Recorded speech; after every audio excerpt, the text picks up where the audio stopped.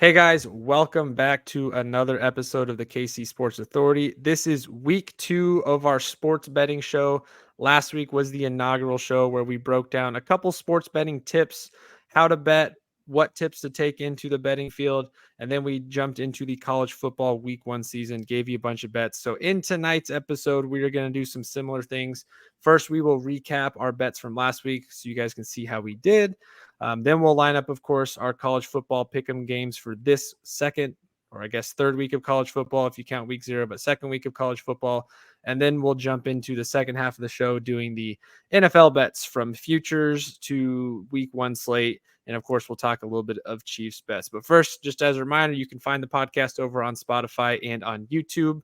You can subscribe to us there at KCSA Pod. You can search us up on any of our social medias at KCSA Pod on all of those. Hit us up, share with us your favorite bets of the week. We're hoping to see this thing grow and grow, and I'd love to talk some of your guys' betting questions on future episodes. So be sure to hit us up on there, and of course, share it with anybody and everybody you know. We started out last week pretty good, as we'll get to here in a second. So hopefully that continues, so you guys can trust us and win some money from our picks. So again, my name is Keegan Russell. He is Greg. Greg, how are you doing this week? It's football is back for good for a long time. We've got NFL and college. We had an amazing weekend of college football. How are you doing? Doing great. It's a good time of year. Football's back. Would have been better if Sunday night went more our way, but hey, we'll get into that in a minute.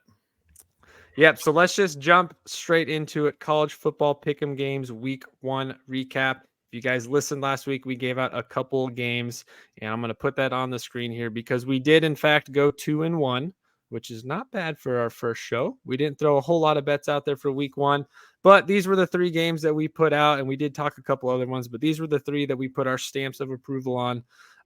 LSU to cover 2.5 at Florida State, which of course that did not happen, and we'll get into more of that in a second. Colorado plus 20.5 to cover, and boy, was that a major hit in all sorts of ways, which of course we'll talk about. And then the North Carolina South Carolina matchup, we had North Carolina covering the 2.5, which of course they did. So 2-1 in our first weekend. And of course, we talked about the Utah Florida game and said kind of be cautious with what you bet there. Had we actually put that in our official bets, we also would have been correct on that. So, Greg, looking back at this first weekend, where do you want to start with those 3 games? Well, look, we nailed Colorado. We thought Dion would get the team ready to play. Did I think they would win? No, I didn't. I wouldn't have made that bet, but the 20.5 I felt pretty confident in. Like I told you last week, I thought he'd rally them up. I was surprised to see how well they move the ball, and I go and say, hey, is TCU's defense that bad, or is Colorado just that talented on offense? I kind of go back to the semifinal game with Michigan. I mean, Michigan was down a truckload, and they almost won the game. So is TCU just maybe suspect on defense again, or is Colorado truly a top 25 team? What are your thoughts? I think it's a bit of both. I was anticipating Colorado shocking us offensively and putting up good numbers. When you have that many guys transitioning on your team, I think it's like something like 75 new players on the roster this year, with over 50 of them being transfers. A lot of people were expecting this to be a slow start and a lot of issues early on, but man, they came out swinging from the start. Scored first. Shedeur Sanders, Deion's son, was incredible.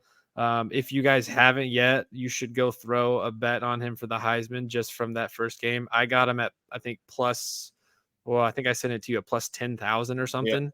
Yep. I got a free bet on there. Whatever the bet I had on there, if it hits, it'll pay me out like $4,000 on a free bet. So go throw a bet on Shedeur Sanders if you haven't yet already.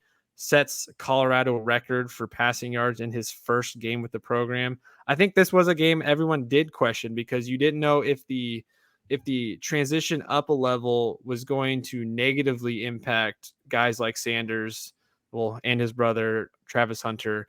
But it was clear that jump did not make a difference. Colorado was dominant on offensively. Travis Hunter playing over 100 snaps both ways was incredible. See, this was one everybody got wrong from a standpoint of did they think Colorado had a chance? If you got the plus 20.5, great. If you also bet them early in the game on the money line, you probably got really good odds there. They were plus plus 1,400 at one point, and then I ended up throwing one on them, I think at like plus 400, give or take. So that was an incredible game, a lot of fun to watch, high scoring offense, and of course Colorado is going to be a game we talk about for week 2. But that was the one that I think kicked off college football because it was that 11 a.m. start, and boy, that did not disappoint anybody. Nope, it had heads turning 30 minutes into that game going, oh, Colorado's up? Oh, Yeah. all right. Oh, now they're down. All right, they're done. But then they would come right back down the field and score. And in their defense, TCU did have a couple turnovers here and kind of shot themselves in the foot a few times. And I think one thing I noticed, and we were talking about this back and forth watching the LSU game, a lot of weird coaching decisions and play calling. And, week 1 can be very weird. A lot of teams have a very vanilla offense week 1. They don't want to do too much. But I think that was another game where there were a few times that Sonny Dykes got out coached and just made the wrong play calls.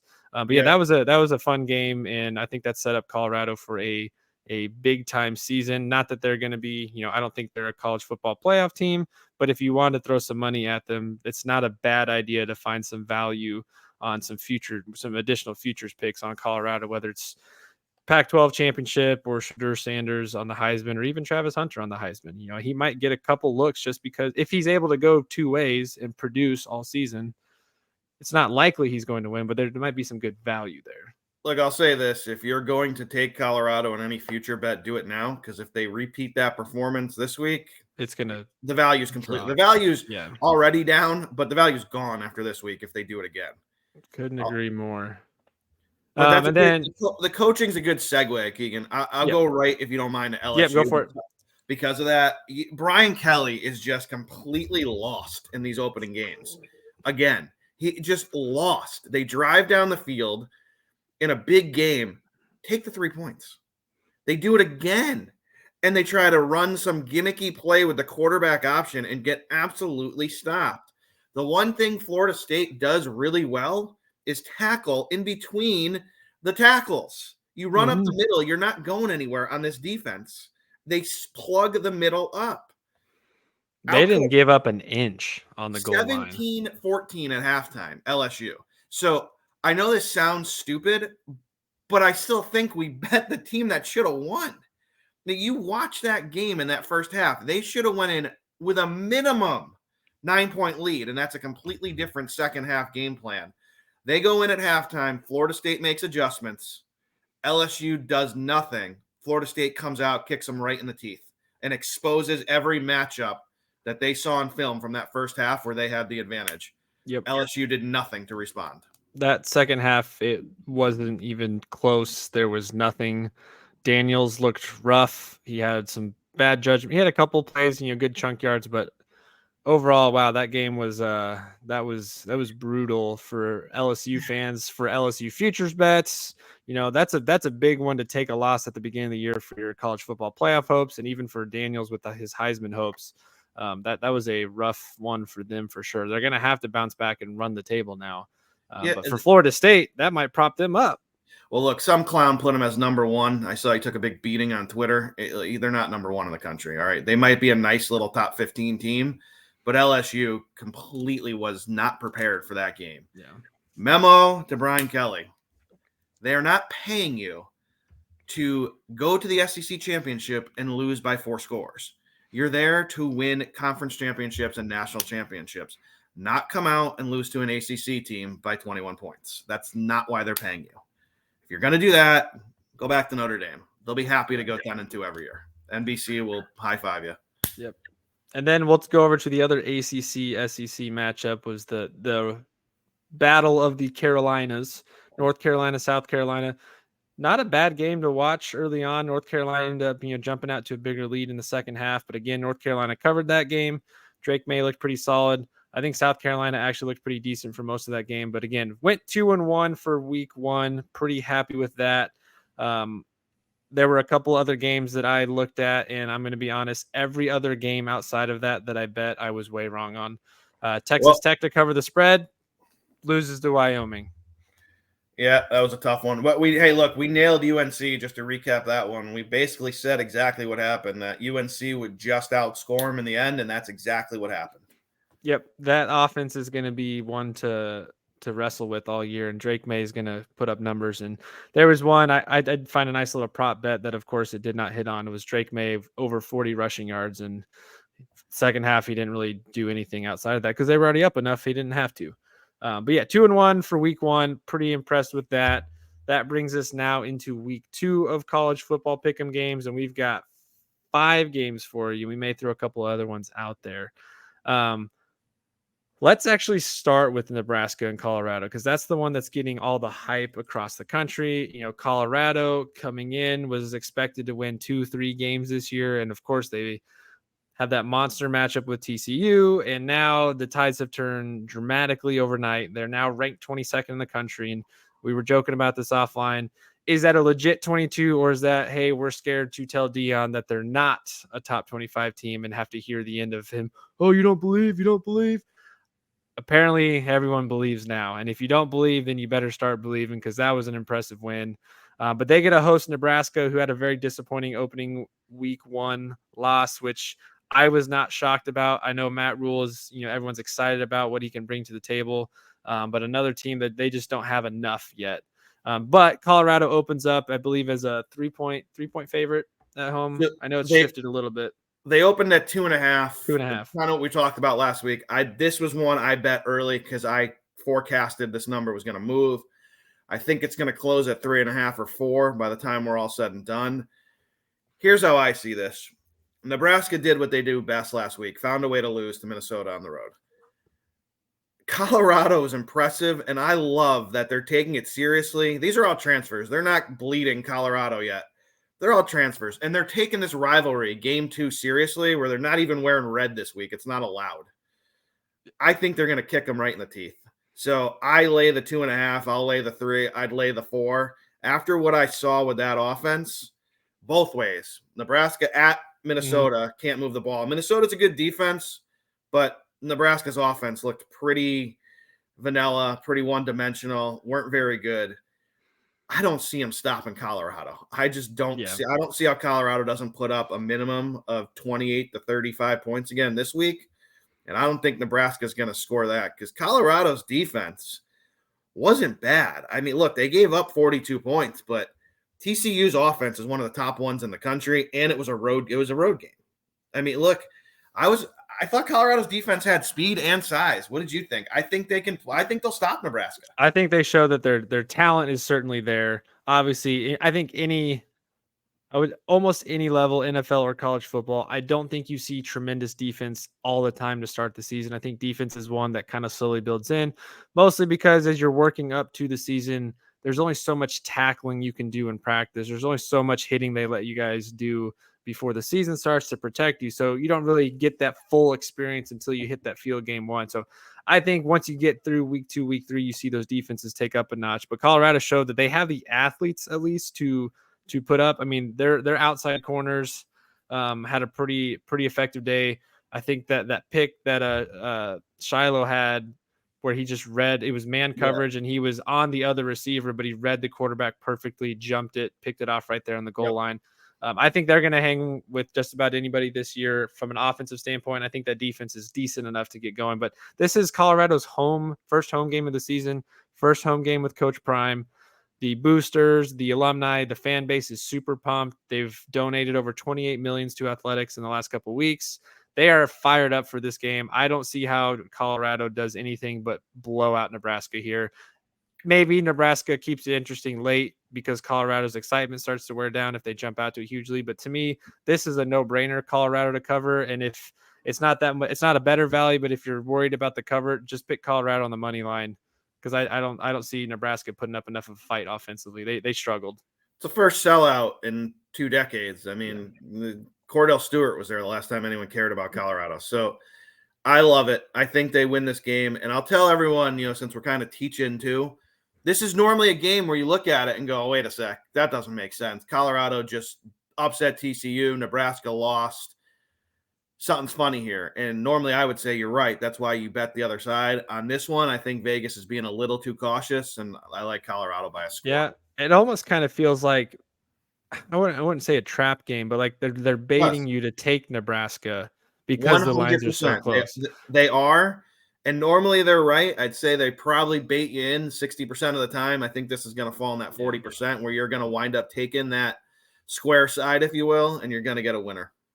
Or we have to at least hope this is not, getting overly excited and all of the hype into Colorado. I mean, maybe Vegas knows something we all don't, and it's that, hey, the hype of last week was just week one. They caught them off guard. Nebraska was disappointed. They're not going to let that happen.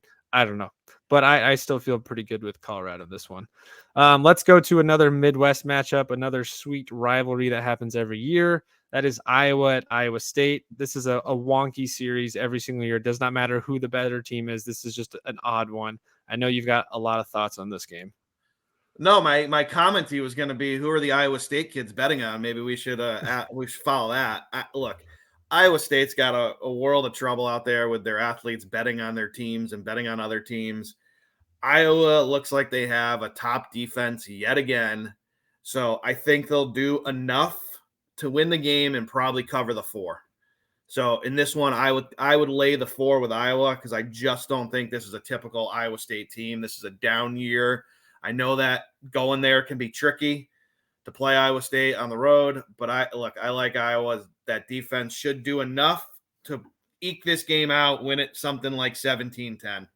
Yeah, definitely a low-scoring game for sure. Do you think last week's games for either team have any impact on this, with Iowa struggling to get the win, but then Iowa State blowing out their opponent? I know both were playing lower-level teams, but do you think that has any impact?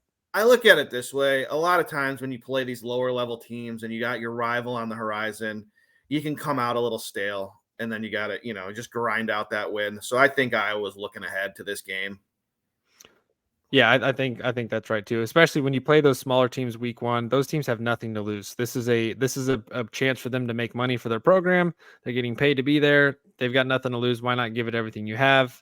Iowa is not going to be a team that's just going to come out and put up 45 a night. That's not that type of. They're on the other half of the Big Ten where it's all defense, not the offensive crowd. But I think this is one too where Iowa is the better team. There's just something weird about Ames, Iowa. And you go there to play basketball, you go to play football, and weird things happen. You're right, it does. And since you brought it up, I'll have a sip here for Texas State, who got paid $1 million to go in and beat Baylor. Nice work, boys. Yeah, good thing we didn't pick that one at all. But yeah, I think you're right with this one. Iowa on the cover there, they're -3.5. Well, I guess the line that I'm looking at is 3.5. So if that's the case, your 17-14 does not hold up. So do you have Iowa State to cover, or you have an Iowa on the cover? I have Iowa. I said 17-10 is what I'd be looking for. 17-10. Okay. In that range. So that's what we'll go with, is Iowa covering that game. Which then brings us to KU, Illinois. Outside of being a KU fan, I do think this is an interesting game too, because Illinois has a pretty stout defense. Not a super impressive offense, but a pretty stout defense. And this is a good challenge game for KU to see if the success they had last year is going to carry over against a better program. This is one I like right now. KU has opened up as a 3-point favorite at home, which to me says they think this is a pretty even game, and KU's getting the nod because it's a home game. Yeah, so I took Illinois here because when it opened at 3.5.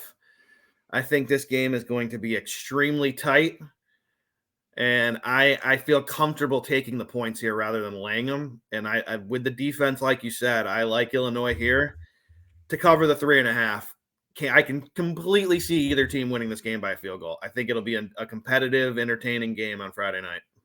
I think if you do want to bet the KU line of -3, now's the time to do it, because if we do get 100% confirmation that Jalen Daniels is going to play and is healthy, I think you might see that bump back up to 3.5 to 4.5.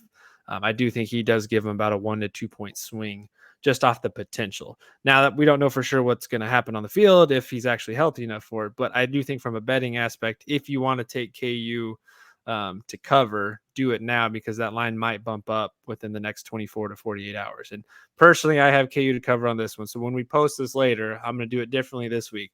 You're going to see Greg's picks, you're going to see my picks, and the ones that we both agree on, we'll meet in the middle. So if there's something that's different between the two of us, you'll see both of those. Yeah, KU, for those of you that watch this episode, if you want a little bit deeper dive in the KU Illinois game, I'll be doing a preview in a separate episode of that game. So you can check that one out as well. Then that brings us to our last two, and these are two big time top 25 matchups. If my scroller will work here, there we go. Let's start with the number 20 ranked Ole Miss at 24 ranked Tulane.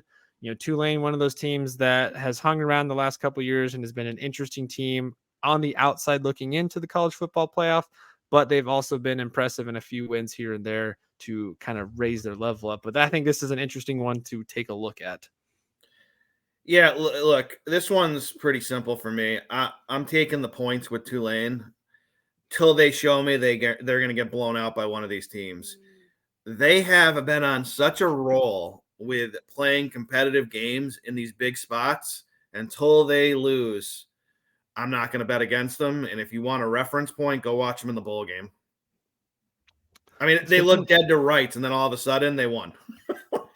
But USC also had an awful defense, but that's another story for another day. I do like Tulane to cover in this one as well. I think this is a big time game for them, so they have to show up, because if they pull this one off and they run the table and go undefeated, they might have a decent chance at looking at a CFP appearance if other things go their way.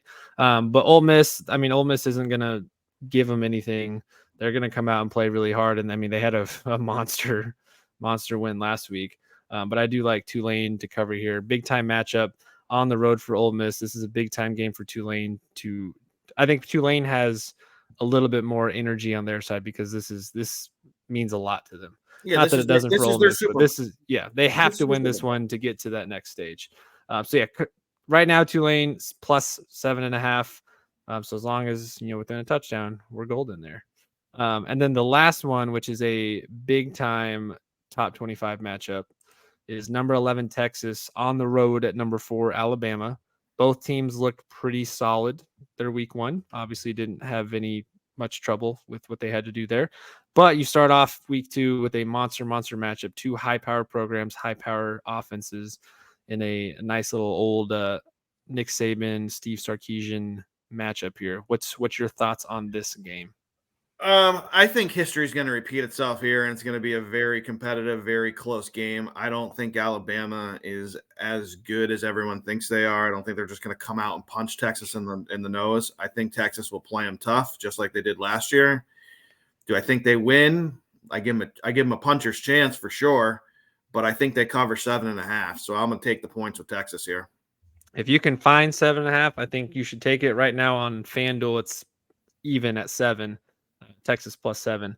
Over under set at 53.5. I think that's kind of an intriguing one to look at, because both defenses are solid, but these are two high-powered offenses. And in college, typically, that high-powered offense tends to show, no matter if the defense is that great or not. But I think that's going to be a fun one, betting aside, just a fun one to watch, because anytime you get two major programs together in a matchup, it's a good, entertaining game. And this is one that Texas also, I think, has as a must win for them, for their college football playoff hopes.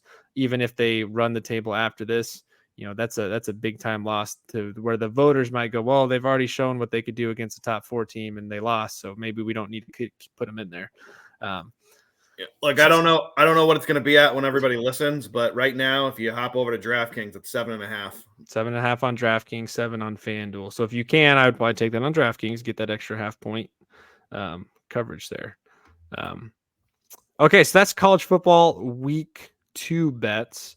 Now we're going to transition into NFL, and we're going to start with some futures and things like that. But before we do any of those bets, is there anything you want to tell the listeners that might be different, or any strategy you like to implement that's different from betting college football versus the NFL? No, I think it's all the same. I stick to a lot of straight plays here as well, just like NFL. Just like NCAA. Yeah, I think the concept of what we're doing is the same. We're still mostly talking about covering the spreads here. We are going to get into some of the futures bets here, and that's probably what we're going to start with. So I'm going to pull mine back up one more time on here.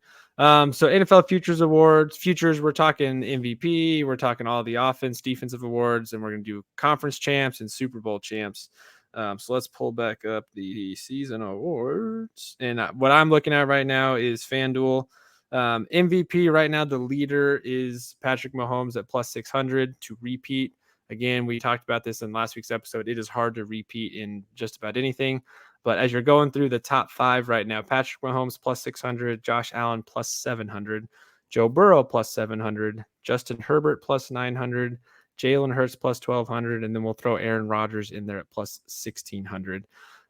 Who is your guy this year for MVP? I've got my realistic one, and then I've got my sleeper with lots of value. So look, here's how I see it. You already kind of hit on it, but 12 of the last 13 have not repeated, so it's very hard to go back to back.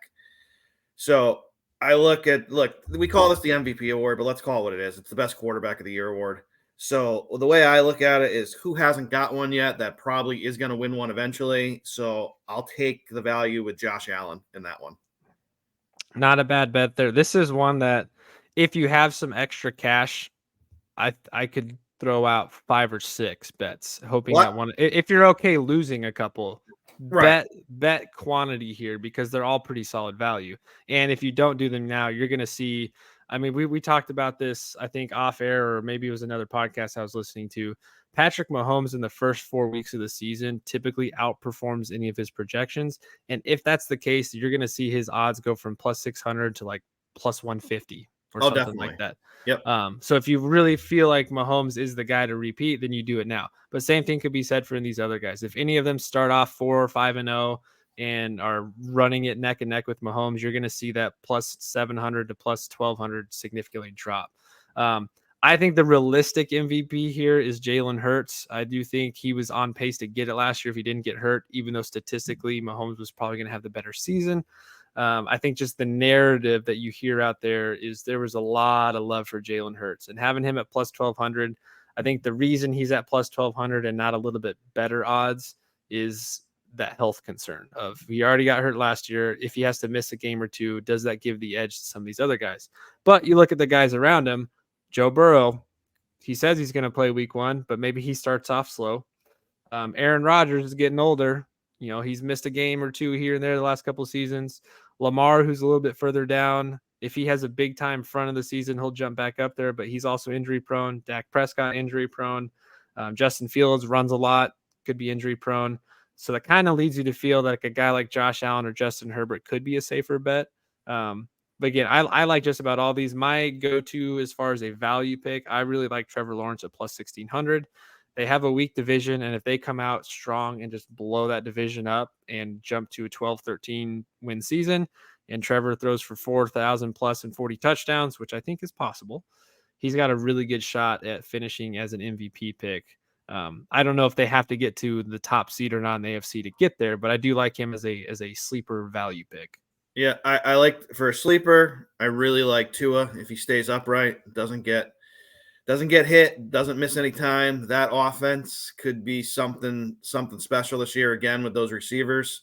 So Tua, I see at 22-1 out here on DraftKings. You want to take a real long shot, everyone, throw a few bucks on Russell at 45-1 because if he gets going, the buzz is going to be around him and Peyton all year. For me, the worst value on the board is Herbert. You point to me one big game he's played, and I'll say, all right, let's take a shot. But until he wins a big one that matters, I just think the writers and everyone are going to be biased against him. Okay, so again, who is your official pick for MVP that you're gonna place your first bet on? Josh Allen. Okay, you're gonna go Josh Allen. I'm gonna go Trevor Lawrence in this case as our official bets. You know, obviously as a Chiefs fan, I hope it's Mahomes again, and I do have a bet on him. But for the sake of this show, I'm gonna put Trevor Lawrence down to get you guys some value. All right, now let's go into Offensive Player of the Year. In all honesty, this is probably really only 2 guys. Well, could be 3 guys. I think this is really down between Justin Jefferson and Tyreek Hill, and it's just a matter of who outperforms the other. But this is an interesting one. There's not a single player that has odds below plus 1,100. So that tells you the field is wide open. So we are right on the money on this. I wrote down 2 names because for me, again, Offensive Player of the Year is best player that wasn't a quarterback. And for me, I wrote down 2 names. I wrote down JJ and Hill. I'm betting Hill for the value. That's the only reason. I don't think much separates them, but why take 13-1 that I'm seeing when I can get 20-1? Yep, I think I agree with you there. Tyreek says he's going for 2K, and he's going to have 100 plus receptions as long as he's healthy. And I don't even think it matters if Tua's the guy throwing to him because he's going to be such a heavy part of that offense, even with Waddle on the other side. Jamar Chase is actually, at least what I'm looking at right now, Jamar Chase is leading it at plus 1100 ahead of Justin Jefferson. Yep, I see the same thing. I find that interesting because I think T. Higgins is solid competition in number 2, and I think Tyler Boyd often gets forgotten about, whereas Justin Jefferson, yes, he's got KJ Osborne and he's got the new guy Jordan Addison, but Jefferson's getting 15 targets a game. So I agree with you 100%. I think they are way over analyzing the double teams on Chase. I think that's going to go away because, to your point, Higgins is you can't just leave Higgins running free or Boyd. And on the opposite side of that, JJ is not going to be able to get doubled anymore because Osborne catches everything that's thrown his way. And they brought in TJ Hawkinson. Hawkinson's going to get a lot of look too. He will, but you know what I mean? With Osborne as your third option, the guy, all he does is catch balls. Like, that's all he did last year. So I think you can't just zone in on those two receivers and say we're just going to double them because both those teams are deep at wide receiver. For me, if you want a real dark horse, again, if you're looking for that home run, mine would be Austin Eckler at about 50-1 most places. Mike Williams can't stay healthy. Allen can't stay healthy. If those guys go down again, you're going to see a lot of these dump offs to Eckler again, and he's going to wind up scoring 20 touchdowns again. It's funny. Eckler's actually down further than Jonathan Taylor, who's going to be missing the first couple of games. I know Eckler's starting to get injury prone, but even like Cooper Kupp, who might go on IR to start the season, he's at plus 3,000. He's the second non-quarterback. Garrett Wilson's the first. Oh, I'm sorry, I said that wrong. I'm looking at this backwards. Garrett Wilson's the first receiver outside of the big headline names that's up there at plus 2,500. I think if I had to pick a sleeper, and this is probably honestly tied to team success too. Well, there's two guys. I don't mind Derrick Henry at plus 3,000. I think they are a team. The Titans could quietly win that division and still finish 10-7, 11-6. And if he gets close to 2,000 yards again, has to get double-digit touchdowns for sure. I like him. And then the other one that I don't mind is Amon-Ra St. Brown. Again, the Lions probably have to win 9-10 games to probably win the division. But he's primed for a big season, especially without Jameson Williams the first half of the year. But honestly, there's probably a dozen players you could look at here that have potential. I mean, honestly, Travis Kelce going up there at plus 5,000. If his knee thing isn't bad, he's primed for a huge year. He's going to be the focal point. So there's a couple guys you could throw money on, but I think my official pick, just like you, is probably Tyreek Hill. Yep. I like that one a lot. Yeah, lock me in with that one. And just to piggyback on Eckler, remember, he's in a contract year. And anyone who wants to get a little excited about that long shot play, look at his stats from last year, and you'll be pretty impressed. Contract year's undefeated most of the time. Now let's go to AP NFL Defensive Player of the Year. Micah Parsons is leading the group so far. He's at plus 450 on FanDuel currently. Nick Bosa, who just signed a fat contract as of today, is at plus 1,200. Myles Garrett is up there, hoping he has a bounce back year. TJ Watt, there's not really any new names up there you haven't heard of before.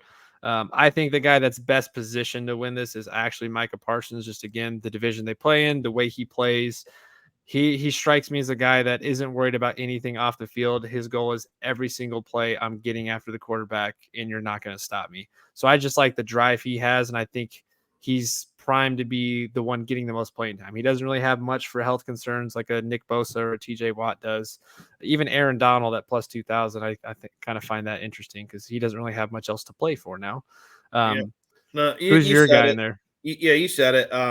For me, because you touched on the health. If he's healthy, TJ Watt's the best defender on the planet, bar none.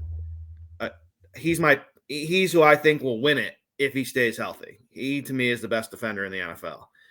I'm on the fence on who I'll tell you to lock me in with because I think there could be a dark horse that wins this, and that pick for me would be Adian Hutchinson out of Michigan, second year at Detroit.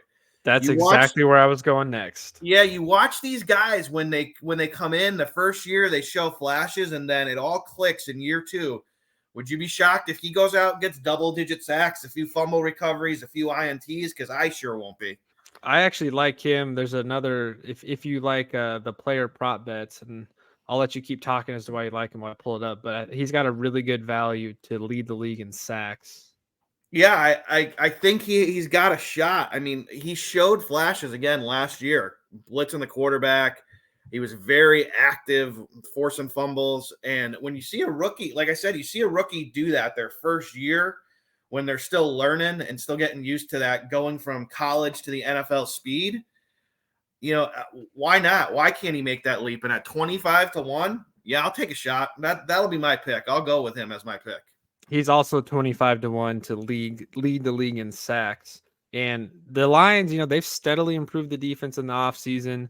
We'll get a great look at them week 1 here against the Chiefs and that prolific offense. But he's not a bad pick there. I like him as my sleeper pick, but I'll for sure go with Micah Parsons as my most likely. I'll take the risk on this one, try to make everyone some money. I'll go with Hutchinson. I truly think, I know it's a big statement, hot take, if you will, but I think he's the next JJ Watt. He's got the frame for it. He's got the tenacity. Yeah, he's pretty undervalued, even though it's probably because he's on the Lions. If he was on a team that is competing year in and year out, we're probably talking more about him. But the Lions are coming, and we're going to talk about them here in a minute on another bet. But let's go to offensive rookie of the year. This one, BJ Robinson. Yeah. Next question. Everything's setting up for this to be obvious. If you want to pick someone else, I don't think any of the quarterbacks are good enough. No. Jahmyr Gibbs is the only other one that could potentially get a shot, in my opinion. Completely agree. Bijan Robinson's going to be a 3-down back, everybody. If he stays healthy, that's your offense rookie of the year. The Falcons have no reason not to get him 400 touches this season. They should pound him into the ground because that's what he does. So moving on, that's an easy one. Defensive rookie of the year. Again, this is set up to be a no-brainer with Will Anderson, but I actually like a couple other guys in here just based on the situations that they're in. But Will Anderson's probably got the best shot because he's got the most to show for, because he's on a team that's terrible, not much else on that defense, so he's going to be asked to be the high performer. I mean, I agree with you. The only other one I could see is Jalen Carter, maybe on the Eagles. That defense is so good. He could get spotlighted in a lot of big spots, a lot of national games. Maybe he gets some attention. Maybe he rips down the award that way. Yeah. So I'm on the fence between those two. If you're gonna go Anderson, I'll go Carter. Give him a little variety. Okay, that's fine with me. If you want a sleeper, I don't mind Christian Gonzalez. It might take a couple weeks to get into Belichick's system, but I think Gonzalez is going to be a shutdown corner, and if he gets close to 5, 6, 7 interceptions and basically becomes an island out there like a Jalen Ramsey, maybe he gets some interest there. But I kind of do feel like Jalen Carter has an edge too, just because the Eagles defense, there's so many guys you have to worry about that maybe that gives him the edge. Yep. Like they've got the 49ers and the Eagles probably have the best front seven, both of them in the league. And you can't not defend any of it. You have to double, triple all of them because they're just going to come at you. And I agree. That could play into his favor. I didn't include it in here, but I wanted to just look at it real quick because I hate this one every single year because it's never who it should be. It's really the coach that took the team that sucked the most and made them the less sucky the following year. Yep. And that is NFL Coach of the Year. Of course, Dan Campbell's leading the way there at plus 1,000. Sean Payton plus 1,400. To me, this is an Andy Reid every single year should win Coach of the Year because of what he's able to do. I have a bet on him. Personally, I like Doug Peterson at plus 2,000 because I think I'm riding the Jacksonville Jaguars this year. I think they're going to surprise everybody. They've got a pretty favorable schedule, a weak division. They could blow things out, and if they make it to the AFC Championship game, Doug Peterson is not a bad pick there. No, I don't hate that. Look, for me, it's kind of what you said. I think Dan Campbell is got a little handicap against him this year because last year we said, oh God, the Lions could be good. And he already did it. So he's coming off a decent year.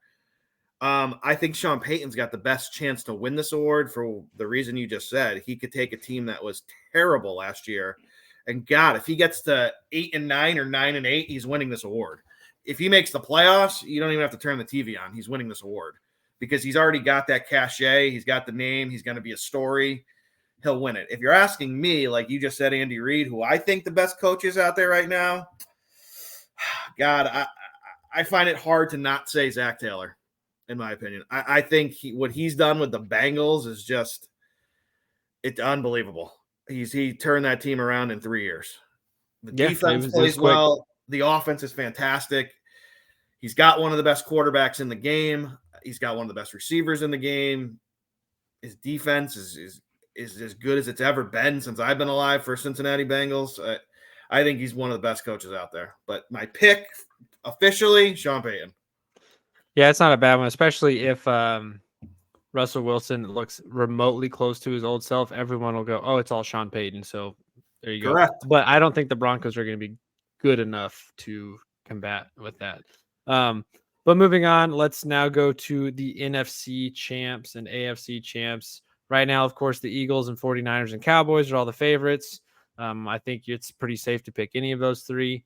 To me, the Eagles still seem like the top team. I think their path is just a little bit better. I'm not that high on the Giants or the Washington football team. I think the NFC West, even though the Cardinals are going to be awful, between the 49ers and the Seahawks, I think there's a lot of back and forth there. I think the Seahawks are going to be better than most people give them credit. But the Eagles are leading the way there. I think they're the safest bet. But don't count out the Cowboys. I hate saying that out loud because they always disappoint every single year. But if there was a year where it was their year, this could be that year. All right. So here's my caution on the Eagles. And I was reading this the other day.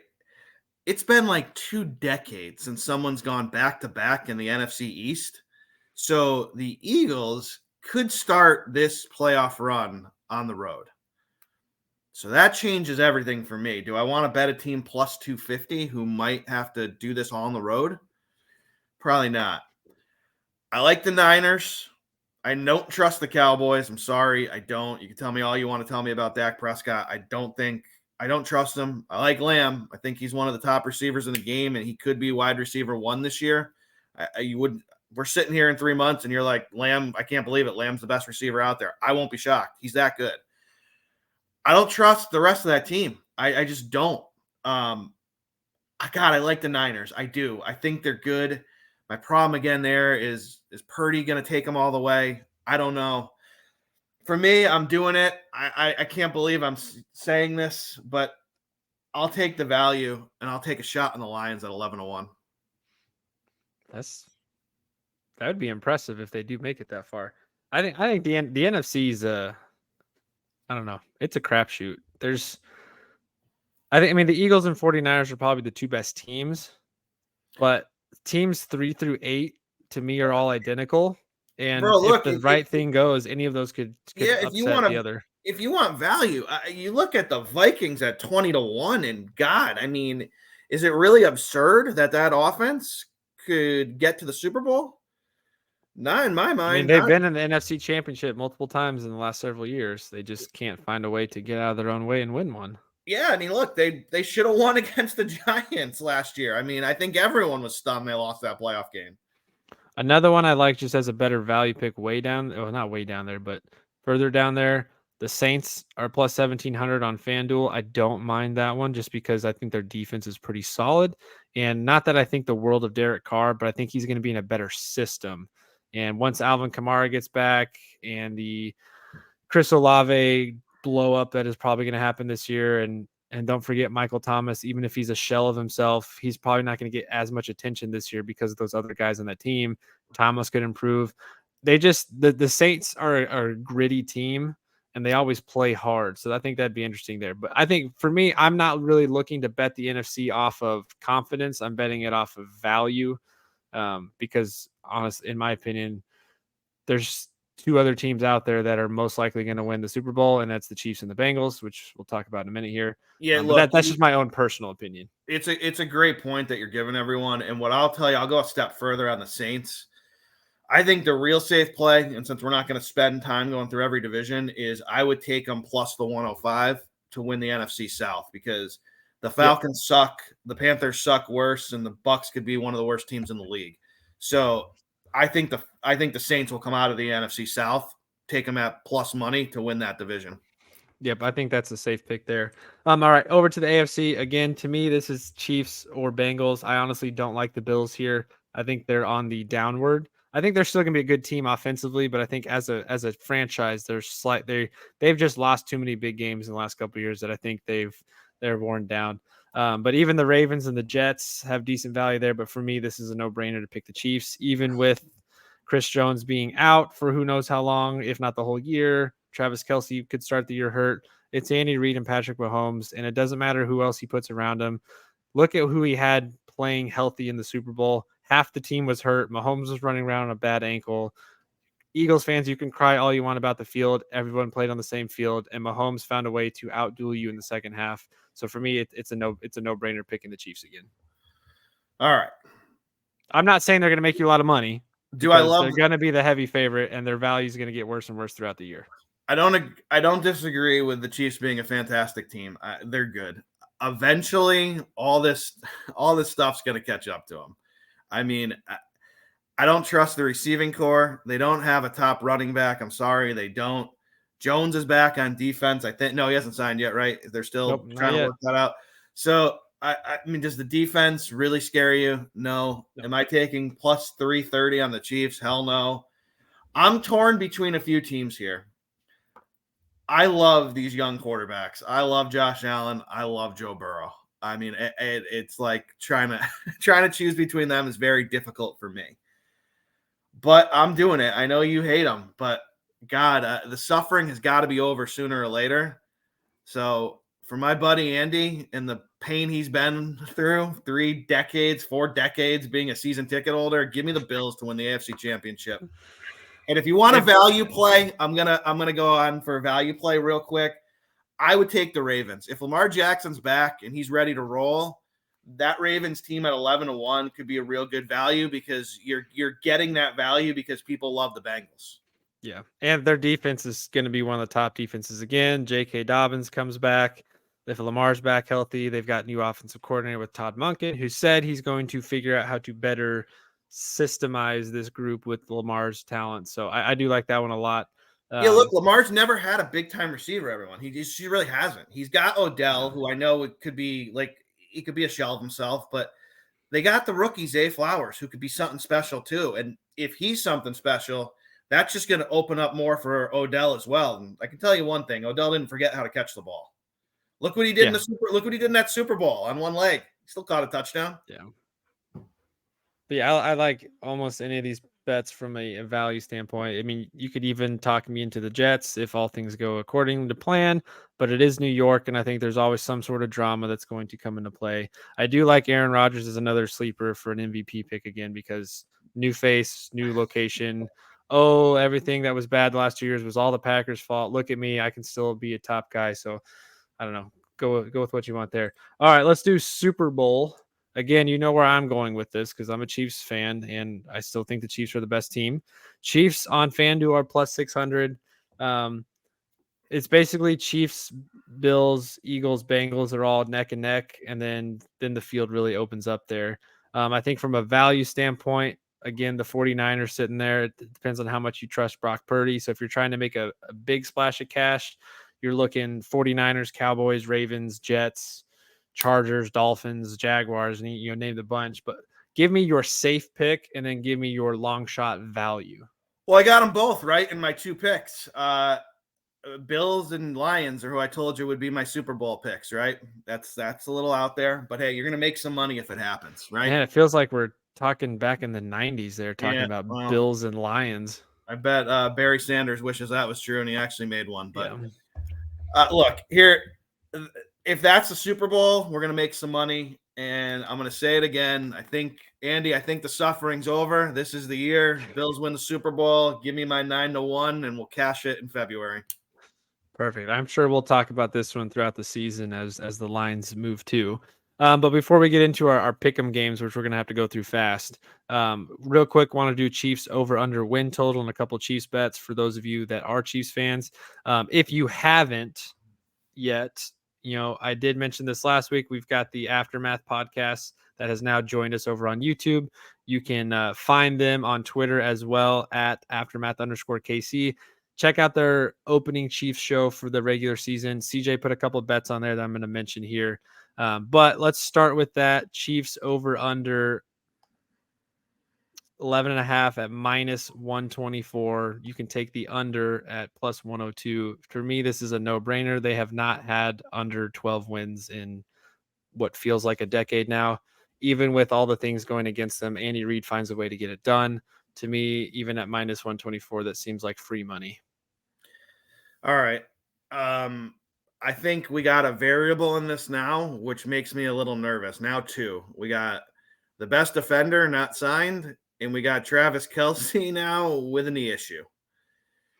God, if we did this podcast yesterday, I would have said I think it's going to be right on that number, 12 or 13. I can't see 11. I think they get to 12 or 13 now. I don't know. So if you're telling me to make a pick, I'm going to be honest. I'm not going to bet this total myself on the podcast. I'll take the over 11.5 with you because I just don't see how Patrick Mahomes doesn't win 12 games. I just don't. Yeah. What I will caution all of you, because I know it's a Kansas podcast, that's where the majority of our listeners are. They have a very hard schedule, everyone. So I know you're going to look at that through the fans' eyes, but if you're going to put a big bet on this, really look at that schedule because it is a bear, that schedule. Yeah, I'll give you that for sure. They do have a tough lineup. I do think the Chiefs tend to perform better in that environment. If you look at the last couple of years, the games they've lost in the regular season are ones they shouldn't have lost, and the games that they're pulling out wins on are ones that they were either down or shouldn't have won but found a way to. And that's why I just give them the edge because Andy Reid's the best coach in the league, Patrick Mahomes is the best quarterback, and those two find a way to get it done. And I wouldn't be shocked though if this number moves a little bit depending on how that stuff goes with Kelce and Jones. But a couple other bets I was going to throw out there real quick because this is going to be the part of the NFL Week 1 Pick'ems. We'll just start with Chiefs and Lions. If you listen to the Chiefs episode that we did, CJ threw out a couple picks there that he likes, and these are some prop bets. He likes a Clyde Edwards-Helaire anytime touchdown. A guy's got a lot to prove this year. Pacheco hasn't gotten a lot of time in the preseason. They didn't do a lot with McKinnon. McKinnon's getting a little older. Clyde's going to get used around the goal line, and if the Chiefs march down there and get to the goal line early, I wouldn't be shocked if they try to mix him in there, just because the fans, as a majority, don't like Clyde anymore. That's the reason why Andy's probably going to use him. So I like CEH anytime touchdown as well. A Jet McKinnon anytime touchdown. Again, the guy ran off touchdowns in 9 straight games. Sky Moore and MVS both over 40 yards. Which for MVS could be one catch. I think Sky's going to get anywhere from 7 to 10 catches first game, just in that intermediary. And then Pat Mahomes rushing yards over 15 was the other one he mentioned. If and it's probably going to happen, they get in some long situations and things like that. Mahomes is going to move the chains with his feet. I don't think there was a single game last year that he didn't have over 15 rushing yards. So I think that's a pretty safe week 1 bet there. But as we actually look at the game itself, Chiefs versus Lions, this line has moved, and it has moved quite a bit, and it might move more, especially with the Travis Kelce news with the injury. This has gone anywhere from 6.5, 7.5 right now on FanDuel. It's 5.5 in favor of the Chiefs. That could move by kickoff if Kelce's ruled out to 4.5. I still like the Chiefs. I'd rather take Chiefs on the money line in this game than the spread because the Lions are going to also run up the score. And I think Chiefs, particularly their defense, takes a little while to get going. And without Chris Jones, the Lions are going to be able to move the ball. So I think this is a very high scoring game. But personally, I would rather take Chiefs on the money line. But you can get them at -5.5 right now, or take the Lions to cover 5.5. What do you think? Well, 4.5 at DraftKings already. So this is another one where Keegan's going to give me a little bonus on our picks because I'm taking the Lions, but I already bet them at +6.5 with the foresight of I thought this line might drop. So I have the Lions +6.5. I feel very good about it. I always like fading the Super Bowl winner in the first game of the year because they're usually a favorite and a big favorite at home. Mm-hmm. So just like last year, I hammered the Bills week 1 against the Rams, and the Bills wound up blowing them out. So I like the Lions to play a very competitive game. I think they'll have a shot to win. Most likely Mahomes will find a way to pull it out because he always does. But I think this is going to be a lot closer than people think. And if the line keeps dropping, it'd probably make me a little bit more nervous if I'm a Chiefs fan. That's funny. Like for me, as the line drops, it makes me want to bet the Chiefs side even more because that's just what the Chiefs do. They go against what the rest of the country says they're going to do. But yeah, personally, I'm just looking more at the money line of this game myself versus the spread because this could go all over the place. And if you guys remember, a couple of years ago, the Chiefs actually did what you're talking about. They went into Foxborough to start the year off against the Patriots after they came off their Super Bowl win. Banner night for them, and somehow Alex Smith and Kareem Hunt just put up monster numbers and beat the Patriots week 1. Unfortunately, the rest of the year didn't go how we needed it to. But yeah, that's Chiefs Lions. Again, you can go check out the podcasts of the aftermath over also on our YouTube channel. They break this game down a little bit further. This is one I'm looking at a little bit more from a prop betting standpoint versus the game as a whole. Just because, yeah, there's too many questions on the defense with Chris Jones not being there and Travis Kelce out. I'm scared to bet the spread there. Another high-power offensive game here, Dolphins at Chargers. Both teams have high expectations. Both teams need to deliver. I think the Chargers have more pressure this year than the Dolphins because they've been the darling for the last 2 years and got blown out in the playoffs. But interesting game here of two teams that have a lot of weapons offensively, defenses that have a lot of names but have to prove that they are capable of performing. What's your take on this game? Oh, this one's a tough one. I hate that the number's 3. I wish it was 2.5. I'm going to take the home team here. I think the Chargers will come out and play well. I don't think the Miami defense will get the stop they need. I'm going to trust the Chargers to get that stop, but I agree with you. I think it'll be higher scoring. I think both teams will go up and down the field fairly easily. I look for the Chargers to get one more stop at home, win the game by 3 or 4, but win the game by 4 points, I hope, so we cover and not push. I'm going to go the opposite direction. I think the Dolphins come out. I think they are better coached, and I think Tua has a lot to prove. So I'm going to take the Dolphins +3 to cover, and I also like them on the money line at +138 to get the upset. I just don't trust the Chargers. I don't trust Brandon Staley. They find ways to cough up games in stupid ways. I trust Justin Herbert, but I don't trust the rest of that coaching staff. So again, this could be an interesting game either way. You've got teams that are very similar on paper. I think that's evident by the way the line is because, again, they're giving the Chargers a little bit of the edge being at home.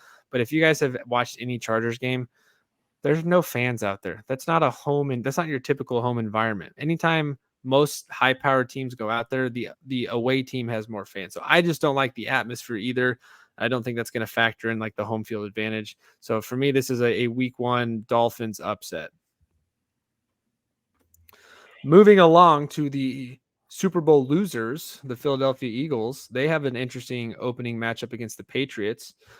This is another game I picked because I think there's a lot of uncertainty with the Patriots this year on where they're sitting, but it's also Bill Belichick, and they're at home. The Patriots are still the underdog here at +4, but they're at home, and the money line is not that big of a jump. So this is an interesting one to me. I do like the Eagles to win the game, but I think I like New England to cover.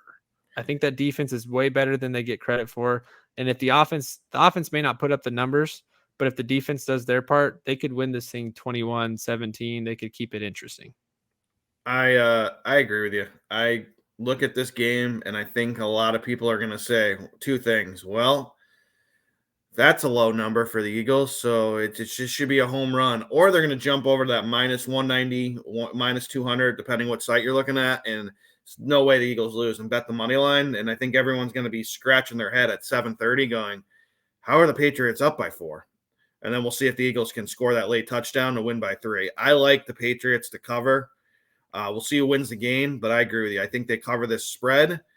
I think when teams treat the preseason like it doesn't matter, which the Eagles did, I mean, they didn't play anyone, they're going to come out that first half and be maybe just a step off. So wouldn't shock me if Pats go into halftime up 10-3, 14-7, one with a 7-point lead and hold on to cover for us. So give me the Patriots +4. And if they keep that low scoring in the first half, I think that plays their favor. All right, two more here. This is one that you've mentioned as a game you really like because the public is going different direction than from what you personally like, and that's 49ers to open up at the Steelers. Brock Purdy is the quarterback, but Brock Purdy's coming off of major surgery. We didn't see him at all in preseason. The Steelers, I think, are a team that are not getting talked enough about.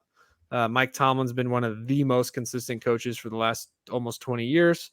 Right now, the Steelers are actually a 2.5-point underdog at home to the 49ers. 49ers do have a pretty stud defense, but this is one that you told me earlier offline that this is one you really like because you don't think the public has this right. No, I think the public's going to be lined up to bet the 49ers. I think the professional players, the sharp bettors, are going to be hammering the Steelers this week. And I'm going to be doing the same. I'm going to be on the Steelers because what I look here, and you can check this as the week goes on, but it looks like the majority of the bets are coming in on the 49ers, yet the line drops. Like it just kicked down to 2.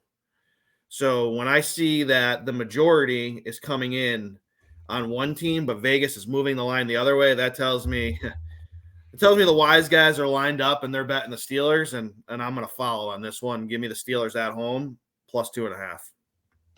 I agree. I think the Steelers are also a quiet team this year that might make some noise late in the season and end up in the playoffs or potentially win that division. So if you want to get into a division winner, I think they're 4th projected right now in their division, so it wouldn't be a bad one to throw some money on. But then that brings us to the end of week 1, and that's Bills at Jets Monday night, the in-state New York matchup, probably the most anticipated game of the weekend. Outside of Chiefs and Lions to kick things off because it's Aaron Rodgers in New York, new team. Bills coming off another disappointing season. Von Miller gets hurt at the end of the year. Bills Jets opening Monday Night Football. What's your take here? Look, last year the Bills were good, right? I mean, they were. They had a guy almost die on the field. It played a little mind games going to the playoffs, right? Like that was always in the back of their mind. So I give them a little pass on last year losing in the playoffs. I prove it to me, Aaron Rodgers. I'm going to take the Bills. I'm going to lay the points. I think the Bills are the better team. Do I think the Jets defense is good? No, I do. But I think Josh Allen just knows how to win. He's Patrick Mahomes on the East Coast. Just watch him play. He makes throws that are just absolutely ridiculous. He picks stuff up with his legs. The guy just has to learn how to get down and go out of bounds so he doesn't get hurt. But he is Patrick Mahomes on the East Coast. He is that good and just finds ways to win. And he is the best player on the field, and I think he'll win the game. This is one I've gone back and forth on. I'm nervous to bet the Jets because of the hype. There's so much hype that makes me want to go the other direction. But Aaron Rodgers also seems more dialed in this go around. And that defense is incredible. I really love their corners. And they have a defense that can frustrate Josh Allen. And we see when Josh Allen gets frustrated, he struggles. And if Quinnen Williams and that D line can get in the backfield and Gardner is able to shut down Diggs, I think this could be a frustrating game. So I think I'm actually going to take Jets at plus 2.5 because of their defense over the Bills. And again, the Bills have really good defense too, and it's not like they can't frustrate Aaron Rodgers either. I think the Jets offense currently is set up to be just a little bit more dynamic than the Bills. Bills have a new look running back. They haven't really given the rock to enough yet last year with James Cook. I don't really trust Gabe Davis, although this will be the game Gabe Davis starts off with 4 catches, 3 touchdowns, and 110 yards, and I'll be wrong. But I think I trust the breakdown of the Jets offense better. They've added a lot of weapons. And again, this is a completely new look team, but there's just more directions I think Aaron Rodgers can go. He's got 2 pretty solid running backs he can dump the ball off to. But this could go either way. But I think for the sake of this, I'm going to take the Jets at plus 2.5. And I actually have them winning this game as well. I'll never fault anyone for taking a conference dog at home. Like, hey, look, it's not a bad play. But look, Aaron Rodgers is 1,000 years old. You want to take him? Go ahead. James Cook is a good running back. There's a reason Singletary is now a backup in Houston, and it's because he just wasn't that guy. James Cook's that guy. He's going to open things up for Allen. again, it's the first game of the year. It's on the road. Would I be shocked if we sit here and say, all right, the Jets won? No, I wouldn't. But prove it to me, Aaron Rodgers. Prove it to me that you're Aaron Rodgers again, because you certainly Yeah. didn't look like him last year. And I think that mentality is totally fine because last year was a struggle. The Jets are getting so much love as Super Bowl favorites and AFC East champ favorites. The Bills are still they're still a team that's been winning that division the last couple of years. So you still have to give them their respect. But I think that's gonna be a really fun game. But week one, there's plenty more games outside of this we didn't even talk about. There's a lot of excitement this week one. I'm going to give one other tip, if you don't mind. Go for it. I know we're running long. Everybody who writes in or whatever, please tell Keegan it's an easy listen, so it's okay. We go an hour every week. Look, hopefully after this week, we're going to speed things up and we're going to go through these quicker. We're probably not. I'm long-winded. I love to give you the information. Tell Keegan an hour and 10 minutes is what you want. It's your commute to work. It's your commute home. It's an easy listen.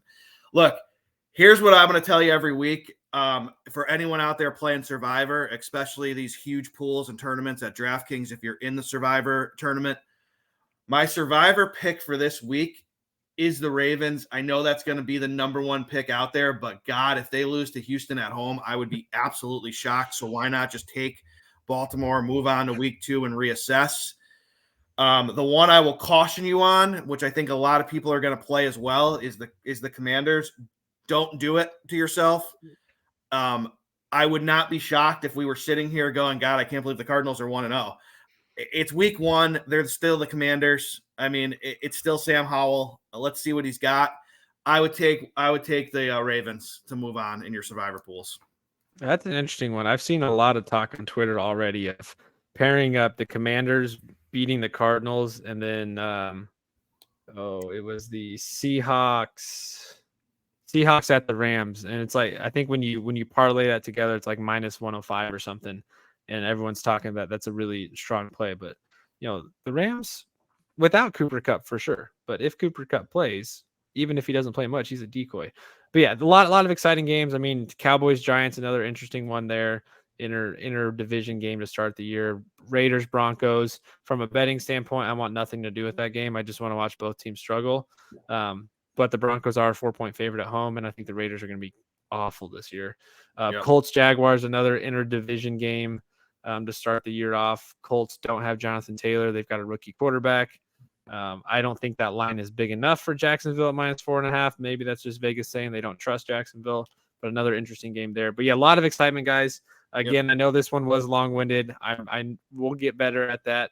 But I think what will help us is if you guys actually take the time to listen to this, share it with your friends, give us some insights, throw your picks at us. Again, you can tweet, Facebook, Instagram, TikTok, whatever. Hit us up at KCSA Pod. We would love to start talking the games you guys are interested in. Not just the ones that I pick or Greg picks, or if there's any betting lines you're really just confused on or just don't know what to go with, or a prop bet, whatever it is, throw it our way. We'll talk about it on the next pod. I'm going to be on vacation the next 2 weeks, and Greg's got a heavy work schedule, so not quite sure what the next episode is going to look like just yet. It may be a really quick, hey, here's the 4 games, here's the bets, boom, go. But once I know that, we'll put it out there.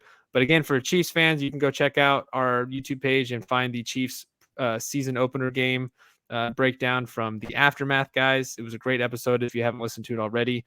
And then for you KU football fans, again, I'll have another episode up here to cover the KU Illinois preview. So check that out. Be sure to like and subscribe anywhere you listen to this or watch us over here on YouTube, and we'll catch you guys in the next episode.